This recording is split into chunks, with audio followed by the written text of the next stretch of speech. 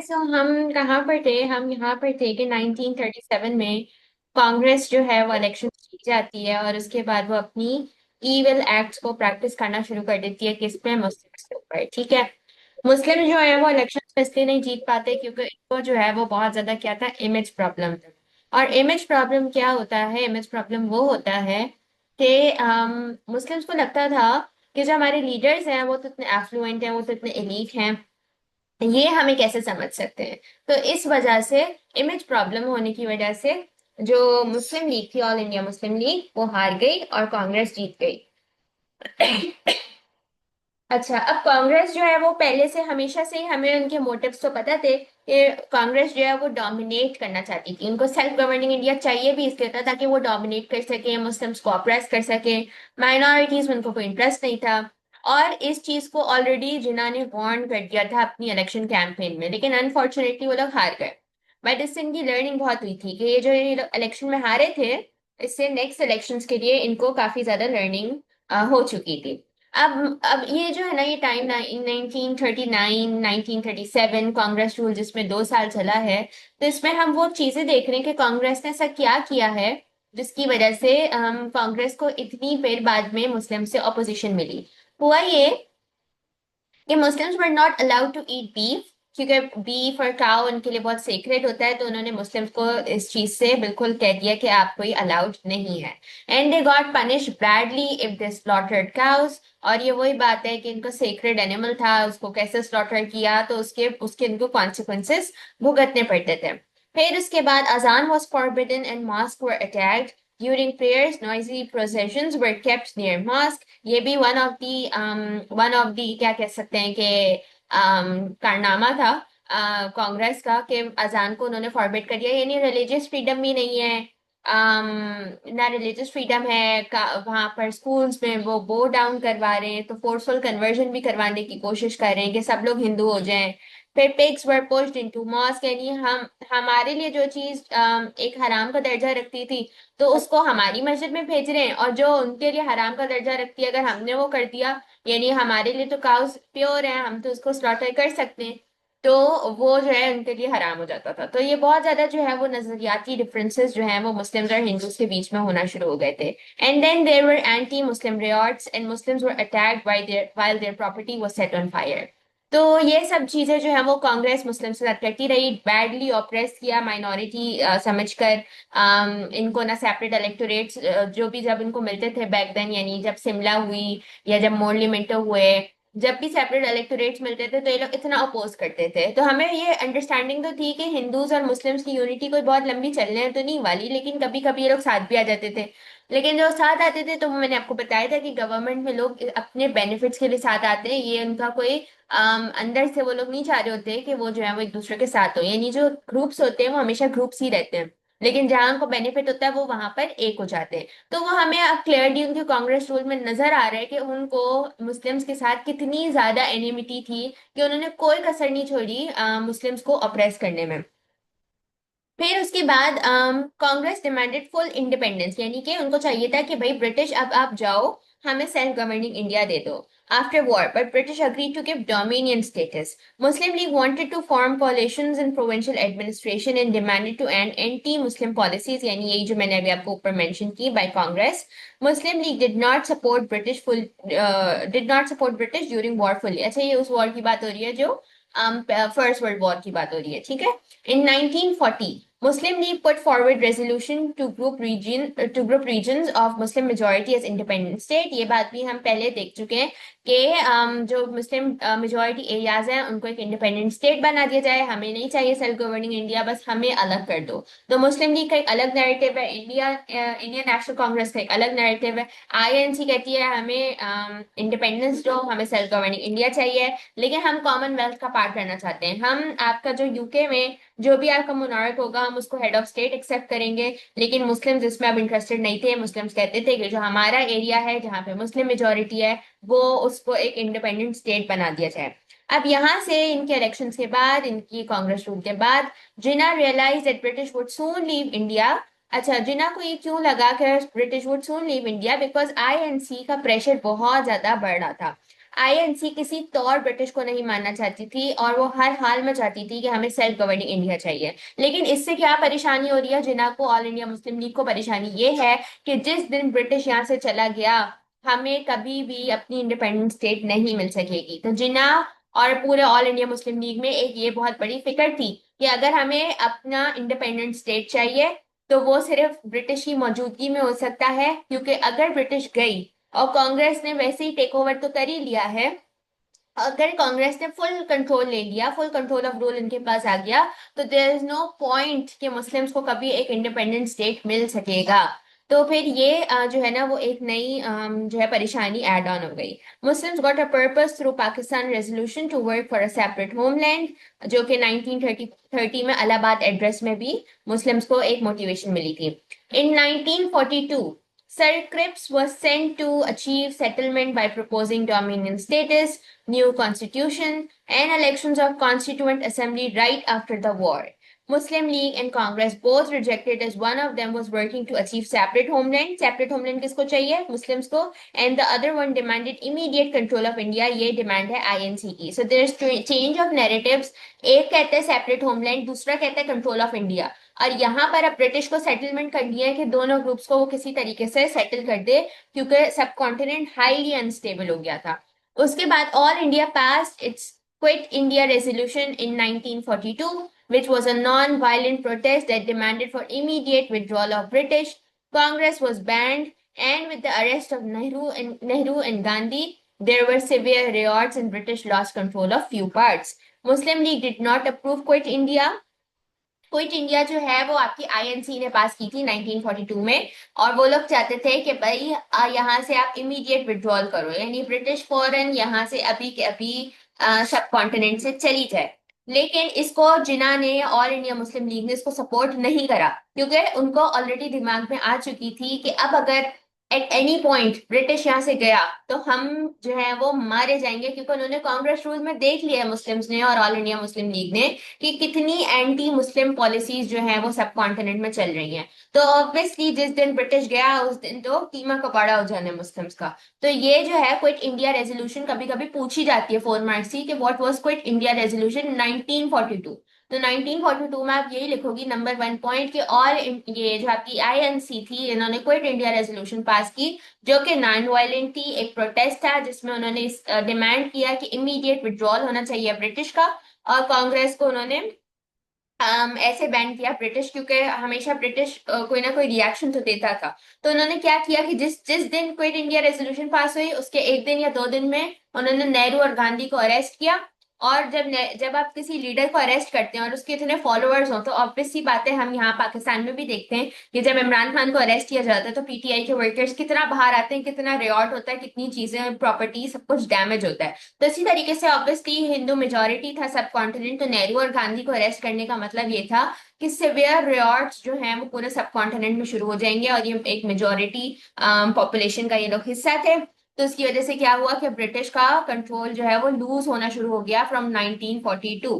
तो लेकिन simultaneously all India Muslim league ने भी आईएनसी को सपोर्ट नहीं किया था, वो लोग अप्रूव नहीं कर रहे थे क्विट इंडिया को, क्योंकि उन्हें पता था कि अगर ब्रिटिश गई तो हमारा बहुत बुरा हाल होगा। नेक्स्ट आ जाओ, ये भी आपका 4 मार्क्स का क्वेश्चन आता है, what were Gandhi Jinnah talks. Gandhi Jinnah talks जो हुई थी वो 1944 में हुई थी। अब बहुत बड़ा फेलियर था ये भी।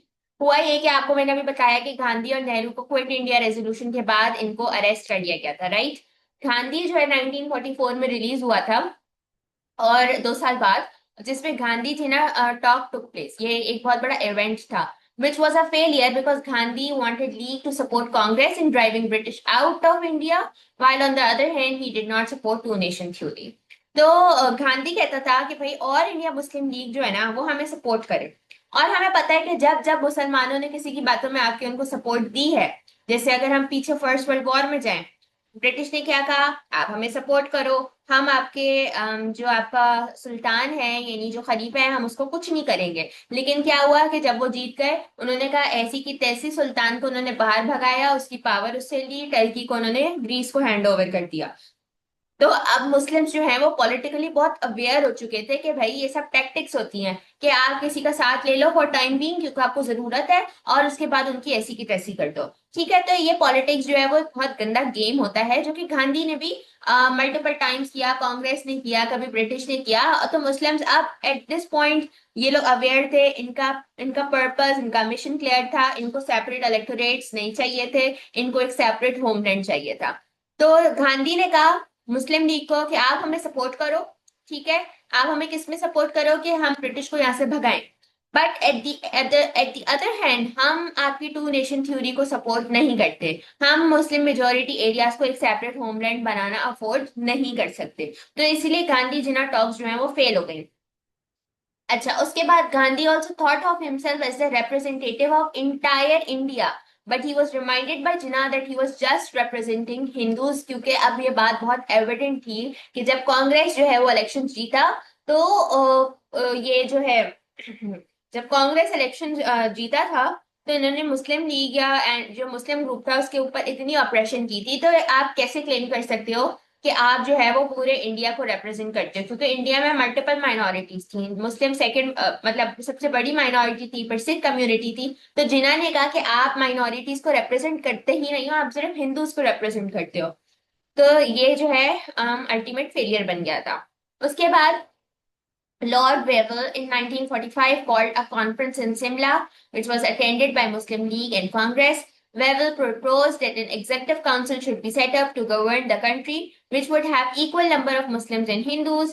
The conference failed due to lack of agreement on who should be on council, as Jinnah claimed that other minority groups such as Sikhs on councils would vote Hindus, resulting in Muslim minority permanently. तो ये भी छोटे छोटे proposals आ रहे थे, इतने कोई significant नहीं थे क्योंकि हर चीज अल्टीमेटली एक फेलियर बन रही थी। ये वाली स्लाइड बहुत इंपॉर्टेंट है। Clement Attlee became new prime minister who wanted self-government in India, so there was an order of provincial and central assembly elections in 1945. तो पहले इलेक्शंस कब हुए 1937 में, दूसरे इलेक्शंस कब हुए 1945 में। जब नया प्राइम मिनिस्टर बना है क्लाइमेट एटली है, तो वो ब्रिटिश का बंदा है, लेकिन वो उस नैरेटिव को सपोर्ट करता है कि इंडिया में सेल्फ गवर्नमेंट होनी चाहिए। तो उसने क्या किया, उसने कहा कि चलो सेंट्रल असेंबली के इलेक्शंस अनाउंस कर देते 1945 में, क्योंकि वो खुद भी इंडिया को गवर्न करने में, इतना अनस्टेबल कोई लैंड होगा उसको गवर्न करने में उसका क्या इंटरेस्ट था। उसका इंटरेस्ट इसलिए नहीं था क्योंकि वो देख रहा है कि इतनी बुरे हाल चल रहे हैं, तो मैं क्या इसमें कूदूं, इसको इंडिया को सेल्फ गवर्नमेंट पे ले जाते हैं। Muslim League campaign on the basis of establishing separate homeland.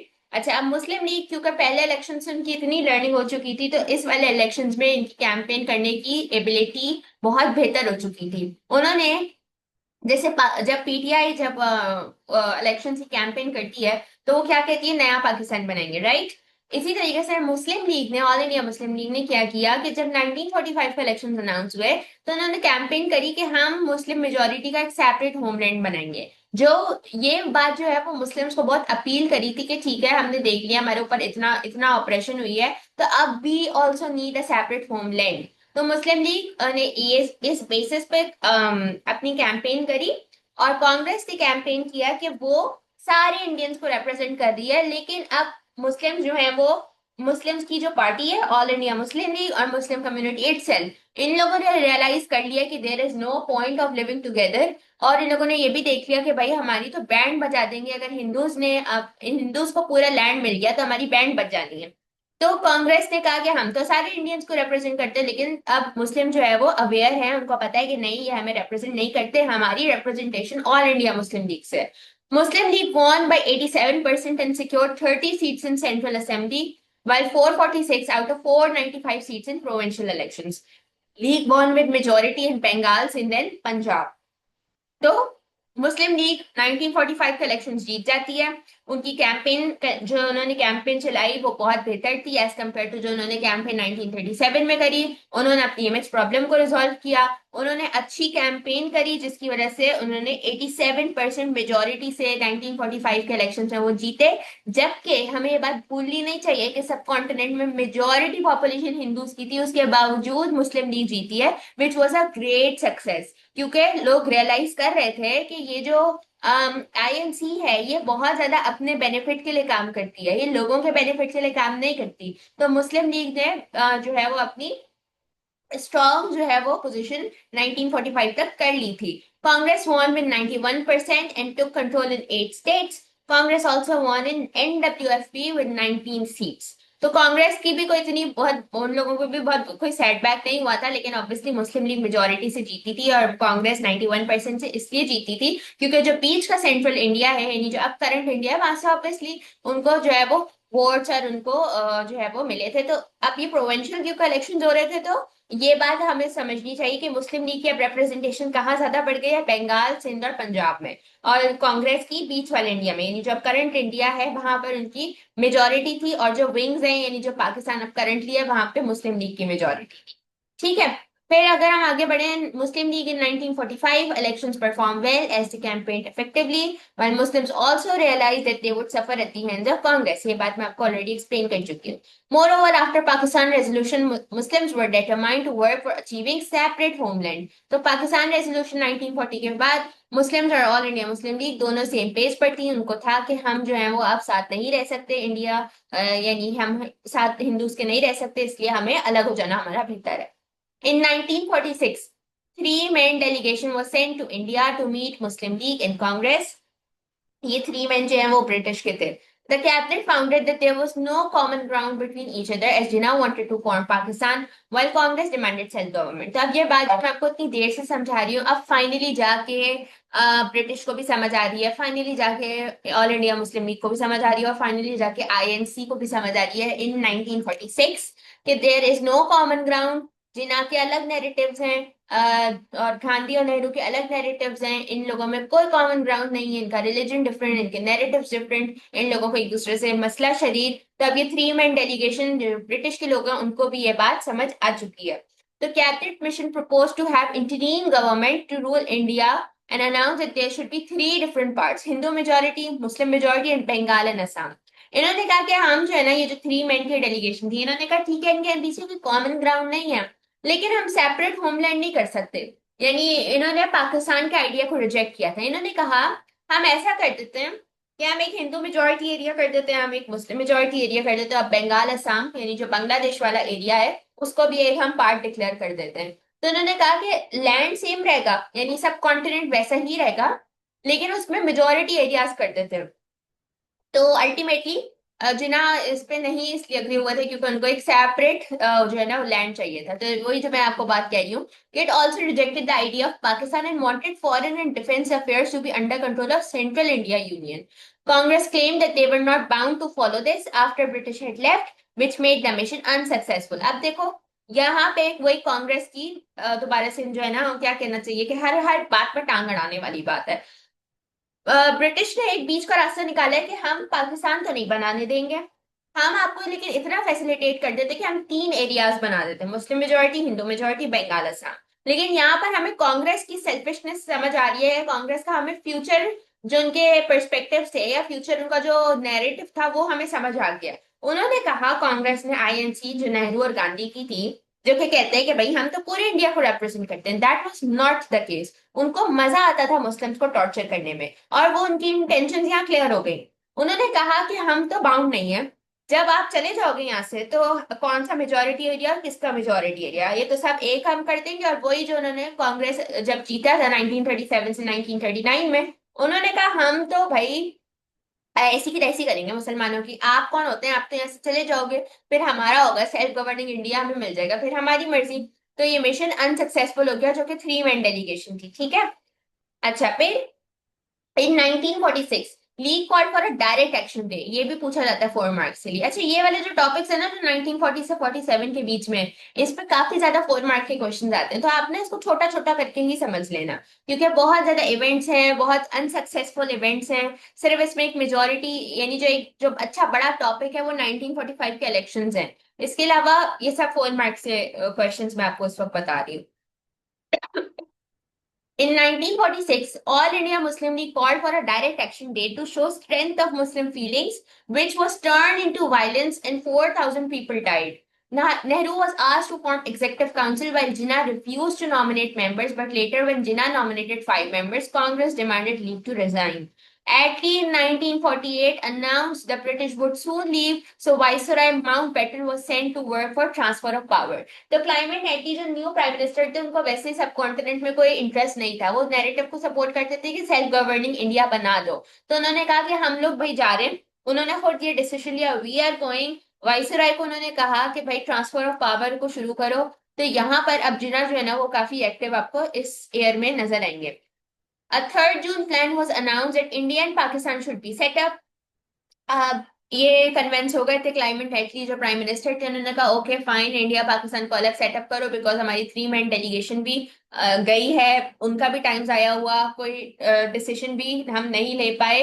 तो अल्टीमेटली ये जो प्राइम मिनिस्टर थे ग्रेट ब्रिटेन के, ये इतने परेशान आ चुके थे कि मैं जब से पावर में आया हूँ मैं इनके मसले सुलझाने की कोशिश कर रहा हूँ, लेकिन ये लोग किसी कंक्लूजन पर आते ही नहीं है। 3 मैन डेलीगेशन कर ली, डायरेक्ट एक्शन डे कर लिया, क्रिप्स सर क्रिप्स ने बात करके देखी, ये सब ने बात करके देख लिया, लेकिन ये जो दोनों ग्रुप्स हैं ये किसी एक बात पे कन्विंस नहीं होते। तो इन्होंने अपनी जान छुड़ाने के लिए जो प्राइम मिनिस्टर थे क्लाइमेट एटली, उन्होंने कहा जो सब कॉन्टिनेंट के वाइसरॉय माउंट बैटन थे उनको बोला कि भाई इसको सेटअप करो, इंडिया पाकिस्तान को अलग अलग करो। 3 जून पे उन्होंने कह दिया था कि India and Pakistan should be set up, और दोनों स्टेट्स का अपना डोमिनेंट स्टेटस होगा। मुस्लिम मेजोरिटी एरियाज को हम चॉइस दे देंगे कि उन्हें आइदर उन्हें इंडिया में रहना है या उन्हें पाकिस्तान को ज्वाइन करना है, क्योंकि इन्होंने कहा था पहले कि हम 3 मेजर एरियाज बना देते, मुस्लिम मेजोरिटी, हिंदू मेजोरिटी और बंगाल असम। बंगाल असम में भी जो है वो मुस्लिम मेजोरिटी थी, लेकिन इन्होंने कहा था क्योंकि ये इतने दूर है एक दूसरे से डिस्टेंस पर है, तो इनको भी हम एक मेजोरिटी एरिया डिक्लेयर कर देंगे, जिसको कांग्रेस ने अपोज किया था कि वंस ब्रिटिश लीव्स हम इस मेजोरिटी एरियाज को नहीं मानेंगे। तो इन्होंने जल्दी जल्दी इन्होंने क्या कहा कि भाई जो मुस्लिम मेजोरिटी एरियाज है इनको वोटिंग का चॉइस दे दो कि इन्हें इंडिया में रहना है, इन्हें पाकिस्तान में जाना है। फिर इंटरीम इंटरीम जो होता है वो बीच का कॉन्स्टिट्यूशन होता है। यदि जब ये दो स्टेट सेटअप हो जाएंगी, इंडिया और पाकिस्तान में ट्रांसफर ऑफ पावर हो जाएगा, तो इंटरिम कॉन्स्टिट्यूशन यानी उस उन लैंड्स का कॉन्स्टिट्यूशन क्या होगा, तो वो होगा गवर्नमेंट ऑफ इंडिया एक्ट 1935, जो कि मैंने आपको बताया था कि वो लास्ट कॉन्स्टिट्यूशन था जो ब्रिटिश ने बनाया था। एक था जो 1909 मॉर्ले मिंटो, दूसरा था 1919 मोन्टैग क्लेम्सफोर्ड, और तीसरा था गवर्नमेंट ऑफ इंडिया एक्ट 1935। तो उन्होंने कहा कि जब हम नए नए लैंड सेटअप कर रहे हैं तो इनमें कोई कॉन्स्टिट्यूशन भी तो फॉलो होगा, तो वो कॉन्स्टिट्यूशन बाद में अपनी ये स्टेट्स खुद बना लेंगी, लेकिन जब तक ये अभी सेटअप होने के उसमें है, इनिशियल स्टेज में है, तो ये गवर्नमेंट ऑफ इंडिया एक्ट 1935 को फॉलो करेंगी। और Jinnah was to become the first governor general of Pakistan. तो ये सब जो है ये 3 जून प्लान ये इसलिए कामयाब हुआ क्योंकि क्लाइमेट एटली जो प्राइम मिनिस्टर थे he was already so done, मतलब वो कुछ हमारी तरह के होंगे कि भाई इनका मसला ही नहीं सुलझ के दे रहा, इनको करने दो, जो ये करना चाह रहे हैं इनको दे दो ताकि उनकी जान छूट जाए।